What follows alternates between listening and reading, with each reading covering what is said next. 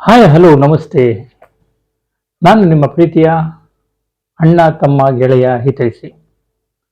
ಬಂಧುಗಳೇ, ಈ ಒಂದು 20 ದಿನದ ಹಿಂದೆ ಕರ್ನಾಟಕ ಬ್ಲೈಂಡ್ ಅಸೋಸಿಯೇಟ್ಸ್ ಅಂತ ಹೇಳಿ ನಮ್ಮ ಜೀವನ್ ಭೀಮಾನಗರ ಹತ್ರ ಕುಡಿಗೆಹಳ್ಳಿ ಅಂತ ಹೇಳಿ ಅಲ್ಲಿ ಒಂದು ದೊಡ್ಡದಾದ ಬ್ಲೈಂಡ್ ಅಸೋಸಿಯೇಟ್ಸ್ ಅಂತ ಇದೆ ಮಕ್ಕಳುಗಳು.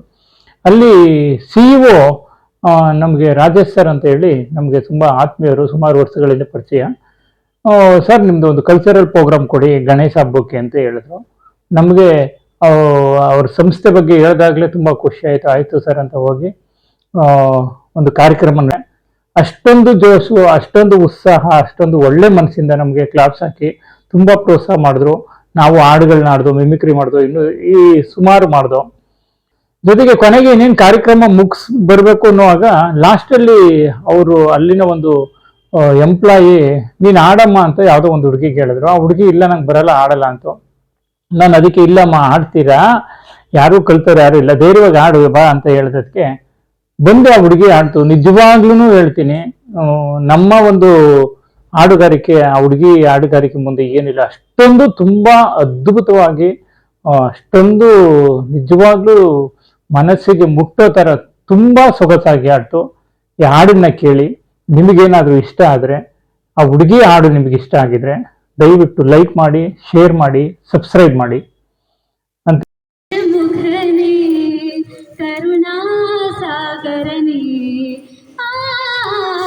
ಕರುಣಾ ಸಾಗರನಿ, ಹರಿಹರ ಬ್ರಹ್ಮರು ಅನವರತ ಭಜಿಸುವ, ಹರಿಹರ ಬ್ರಹ್ಮರು ಅನವರತ ಭಜಿಸುವ ಮೂಜಗದೊಡೆಯ ಗಣೇಶನೇ, ವಿಜಯ ವಿನಾಯಕನೇ, ಗಜಮುಖನೇ, ಕರುಣಾ ಸಾಗರನೇ.